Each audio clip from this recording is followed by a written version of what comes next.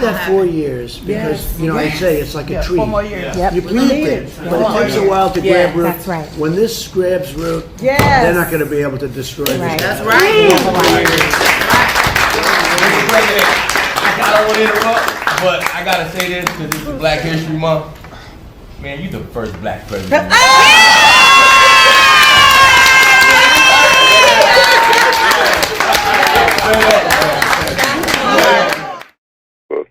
If you don't understand white supremacy, what it is and how it works, everything else that you understand will confuse you. That's a guarantee. That's not optional. Good morning, good evening, welcome back world, and welcome to another episode of Politics, Economics, and the Struggle to Survive in America. Welcome back to another season. I had to start it off with President Donald Trump with his gang of meritorious manumission soldiers. And self-evident what you just witnessed. This is how I want to start off the new season. Because I want you to understand, we are being sold out once again by people who look like you. And as you heard at the tail end of that, this young man says, This is Black History Month. Man, you the first black president.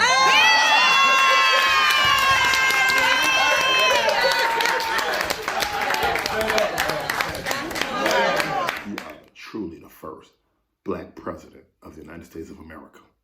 And as you can see, you saw the cheerfulness, the glee that was just oozing out their veins.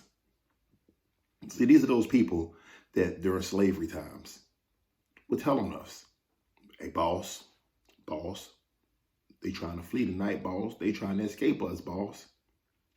All that went in on the job with you, that come around you, pat you on your back, and then go in the back room and say all kind of unscrupulous things about you, just so they can step over you.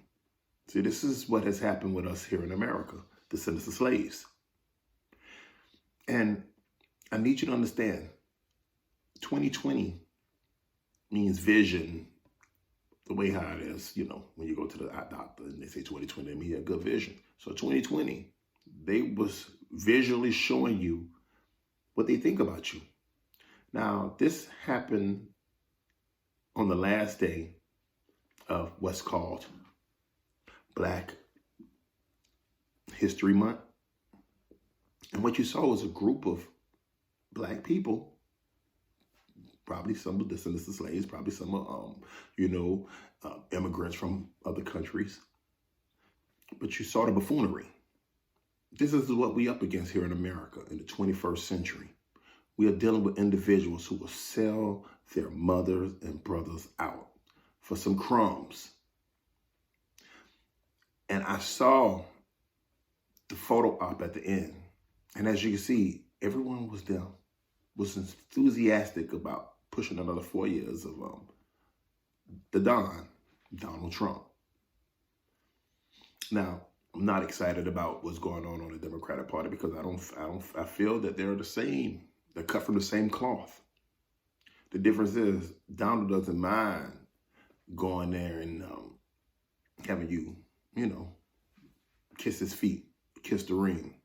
Because that's what you just witnessed was a group of individuals kissing the ring. Donald Trump has never, since he's been a president, went inside any black communities. Wait. Trump he's been president for almost 4 years now, and he's never made a single visit to a black community to attend a black event. How the hell do you say you're making a serious effort to reach black people when you haven't even gone to a black community?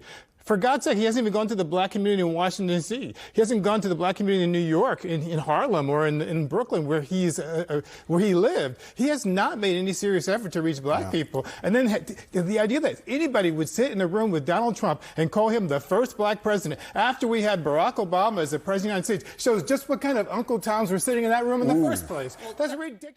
No, I'm not surprised. The problem is, my brothers and sisters and people in America are surprised that, Donald Trump gets down like this. But this is what's politics. This is politics. This is politics 101. These people are there to harm you. They talked about the so-called empowerment zones. That's a relic of the 1970s with Richard Nixon telling you, hey, you can do it all by yourself. These people, Diamond and Silk, the two sisters, they was right on his right-hand side. They just cuckoo and kiki and getting in the good graces of Master. Now, they're probably going to be enriched. This is how it always has worked in America. This, again, Dr. Claude Anderson always talks about meritorious manumission, which is why I love to include it when I dissect, particularly the sentence of slaves. And this is what the white man did. They would pit us against one another so, we can get some freedom. Quote, unquote, freedom. But all it was just freedom to keep hanging yourself. Freedom for you to always be looking over your back. Freedom to allow you to degrade yourself. But these particular individuals were buck dancing. Now that's what they call them, the buttermilk biscuit brigade. Just imagine, these people have children. How would you feel that you had to get up there and grovel at the knees of this moron? Because he's a classic moron, but he's a very intelligent politician.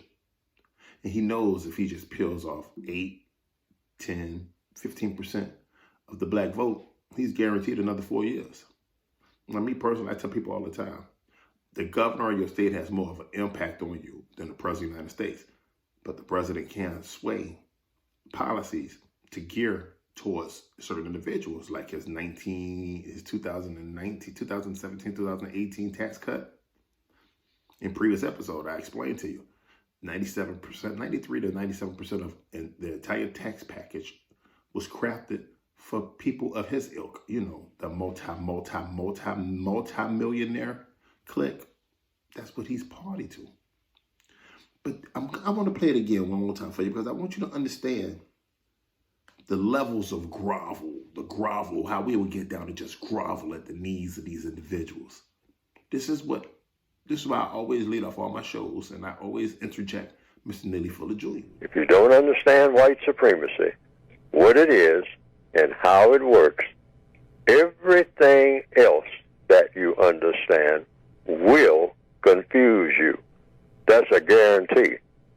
That's not You optional. understand white supremacy, what it is, how it can affect you, and how we internalize and rationalize our decisions. It's all based on the system that they've implemented, they've indoctrinated into us.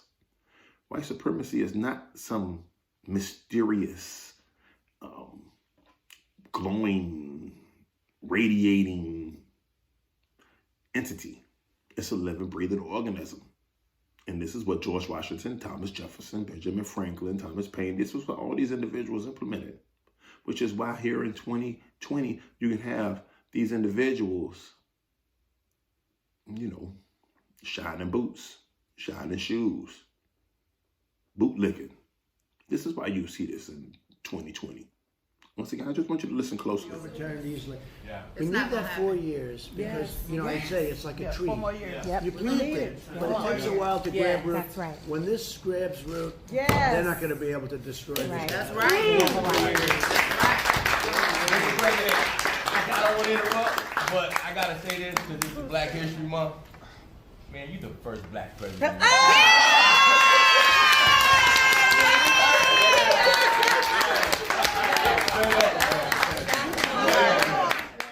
Did you see that?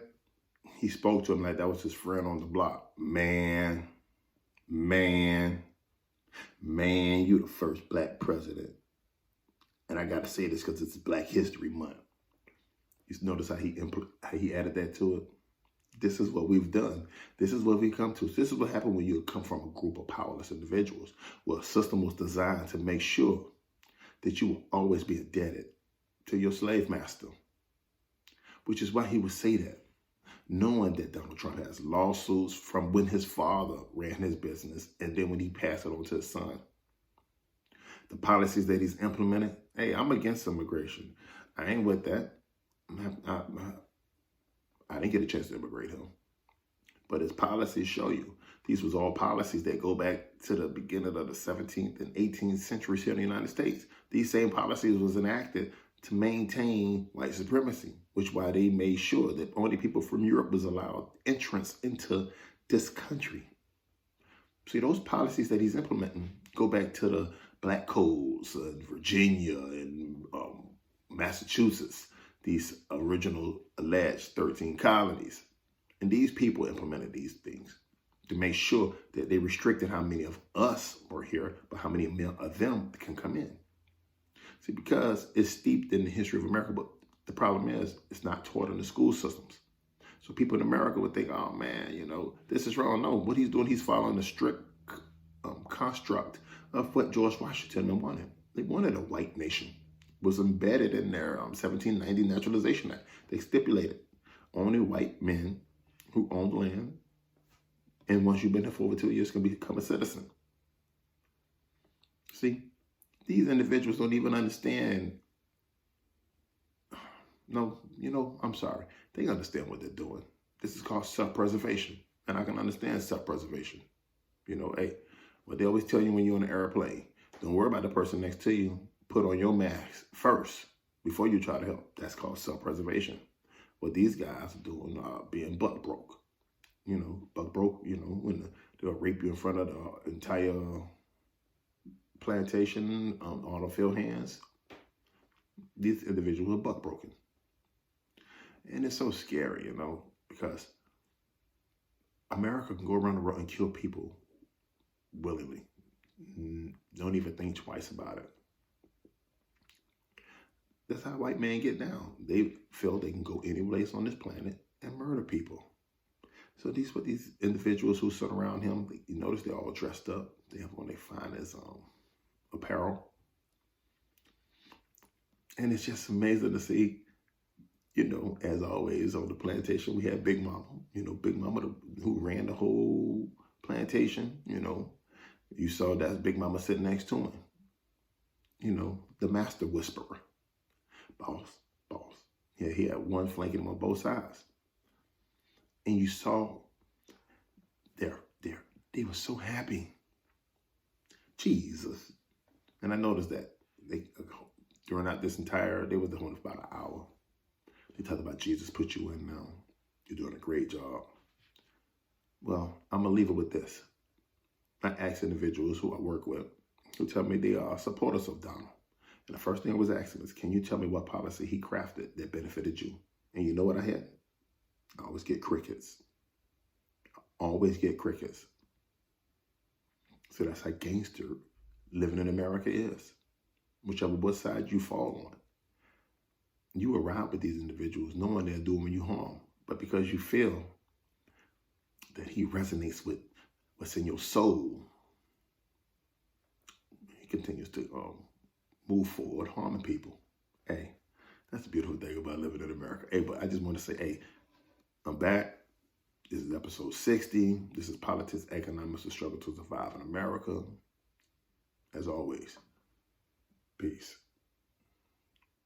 Well, if you don't understand white supremacy, what it is and how it works, everything else that you understand will confuse you. That's a guarantee. That's not optional.